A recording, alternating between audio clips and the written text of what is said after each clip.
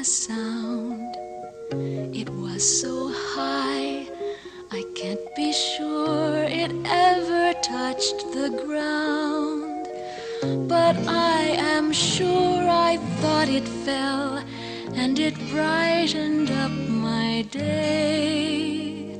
Won't you say that you thought you saw it too, so I can feel this way? Well, Coach, what do you... Music and movies go hand in hand now, don't they? I mean, music in certain sections of a movie can bring new emotions out of you that you didn't even know you had, especially when it's involving an already fleshed out character or world. For instance, in the beginning of this here Peanuts movie, Peppermint Patty, who is known as a tomboy within the Peanut lineup, and even if you didn't know she was a tomboy, her character tells you what this girl is all about. I mean, her hair is in the shape of an actual football. Peppermint Patty also loves hockey, which is why she knows how to skate in the first place. This scene showing her figure skating shows off another side of the character, and it also gives her depth, accompanied by the soft music and mellow tone. This just encapsulates the mood of the scene perfectly. Music in film is also used to show the inner thoughts of a character, since most films don't allow the audience to actually hear the inner thoughts of said character, except in noir movies or detective movies, where that's the whole point of the movie, is to be inside the head of the detective. Other times, like in sports movies, music can also pull the audience to feel as pumped as the main character during a training montage. I'm talking about Creed, Rocky, Southpaw, literally any boxing movie, wrestling movie, sports movie that you could think of. Racing movies also have these type of soundtracks. They're designed to get you involved into the race itself. You're not actually driving, but you can feel the tension when you hear the music play. Songs used in this fashion are oftentimes pre-existing pieces of media that have been slowed down or sped up to suit the needs of the scene itself. Other examples of this is when studios hire well-known artists to write and produce pieces of original music for the movie. Both have their merits, and if done right to serve the plot, it can elevate the scene to a whole nother level. For instance, during the climax of Shrek 2, when Fairy Godmother begins to sing I Need a Hero, which is originally sung by Bonnie Taylor, is now being performed by Jennifer Sanders. This song elevates the movie to a higher caliber than it already set itself on. The song is paralleling the fact that the prince, who is Prince Charming, is the storybook hero from all fairy tales, while at the same time doing nothing to actually prove that he is in fact a hero, especially since he's doing a bit of villainy right now. While Shrek, who looks nothing like your typical hero, performing the deed of an actual hero, storming the castle, saving the girl and such. This climax also calls back to the fact that Shrek in the first movie had to save Fiona from a dragon, from a castle. Now he has to storm the castle to save her from what is apparently the storybook happily ever after, for a real happily ever after. Fairy Godmother singing I Need a Hero is very ironic given that she's the primary antagonist and Fiona is the one that actually needs the hero. Shrek 2 is a good sequel and an amazing movie, and I feel like we don't talk about it enough. The Shrek example is a step in the direction of a song taking over the narrative and becoming an actual part of the story, rather than just playing alongside a scene to emphasize a mood. Another good example of the music taking over the narrative is a film called Baby Driver. Now, while this movie does not feature any direct singing, the movie itself is choreographed perfectly to each song that plays, from the beats to the vocals.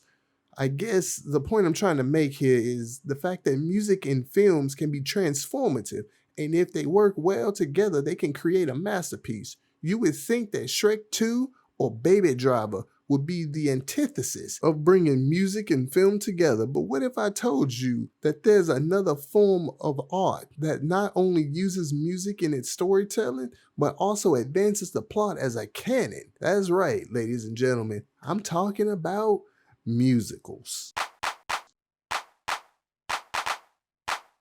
You can consider musicals like the hermit crab of the movie and media worlds. They mostly find a home within the romance genre of movies, as serenading or wooing Your significant other has been a trope and common practice in the romance genre and in romance in general. Oh, since mankind has pounded flint on rock to make the sparks fly, we have always wooed and competed for our significant others. From Grease to La La Land, the combination of singing from the heart to confess your love has been a tried and true method to make him or her swoon.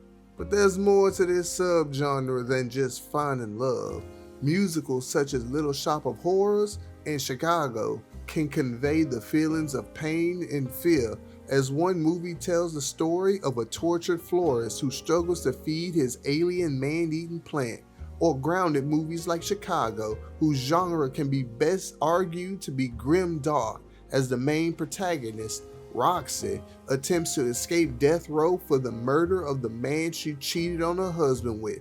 But before all of that, let's take it back all the way before October 6, 1927, when cinema on the big screen was all silent, with the exception of a few movies with the help of the Vitraphone. It's a sound system that they could use to record sounds on a disc and then play it back synchronized with the projector. The movie that came out in 1927 would put all attempts to shame though, as rather than having simple sounds, The Jazz Singer featured full-on sentences and music. This would make the downfall of the entire silent movie industry an inevitability rather than just a grim foretelling. The director of the movie in question was the late Alan Crosland, an American actor and film director who started writing for the New York Globe with a vested interest in theater. Eventually, he would transition to his dream job acting on stage. Silent movies and musical theater are the two parents of what will now become known as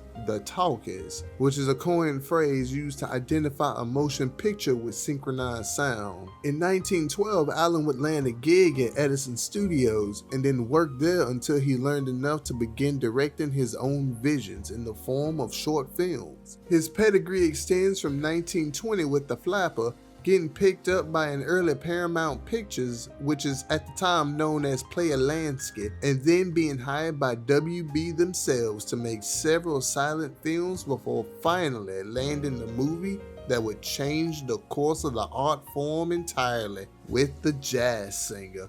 And from there on, the modern day film industry was born on the back of one musical drama. While The Jazz Singer may have killed the silent movie industry, its story may seem very pedestrian by today's standards and very offensive to others, because the movie's protagonist predominantly performs his act in blackface. A movie directed by Gene Kelly and Stanley Dion would perfectly parallel the impact The Jazz Singer had on the entertainment industry as a whole with the creation of their film titled Singing in the Rain, a story that depicts three stars caught up in the rapid transition from silent movies to talkies. These two movies also parallel one another in the fact that The Jazz Singer is a romantic drama musical and Singing in the Rain is a romantic comedy musical, where the latter is considered the peak form of musical entertainment and being the absolute golden standard of the genre. Romantic comedies is the primary genre that musicals manifest in, mostly because, like I said earlier, song and romance are as old as musical theater itself, which is where the idea of the musical comes from. Wooing your primary interest is just in its DNA. In other movies, music is seen as a means to an end, mostly just used to enhance the story, while in musicals, the music in question is in fact just the story. Similar to noir movies where the hard grizzled detective waxes poetic about their day, their thoughts, or the general populace they're forced to deal with, a musical does the exact same thing, just in a more melodic tune, where the performer waxes poetic in a song about all of the above. And just as in the noir movies where those inner thoughts are seen as a window to the soul, the music performed in a musical are taken as canon and the story moves on as if that song and dance number were real. For example, in the live action Aladdin movie, when the protagonist Aladdin meets the genie, the wish granter sings about how useful he is. Aladdin makes a comment after the song about not understanding, and Genie is annoyed, stating that he didn't listen to the song and says that he can't seem to think and dance at the same time, so he breaks it down for him Barney style. Romantic comedies may be prolific, but that doesn't mean that there aren't notable mentions to the subgenre. Amazing additions such as The Wizard of Oz, Willy Wonka and the Chocolate Factory, and Mary Poppins. Hell, while you're there, 90% of any animation Disney has ever put out. Other great movies like Great Balls of Fire in '89, Rocket Man in 2019, Ray in 2004, and Bohemian Rhapsody, along with many more, tell the long story of famous musicians in the only way that those musicians could, through song. Music can be a wonderful thing to serenade, soothe, or tell a story. Musicals such as the Rocky Horror Picture Show, which bombed in theaters, would later become a cult classic after it started appearing in midnight showings. And even now, when they play the Rocky Horror Picture Show, it's usually at a midnight showing because that's where it got its popularity from. Well, maybe I'm not getting through to y'all, but just like a great artist once said, music can alter moods and talk to you. While another one says, Sing with me, sing for the year, sing for the laughter, sing for the tears. I do hope you learned something today.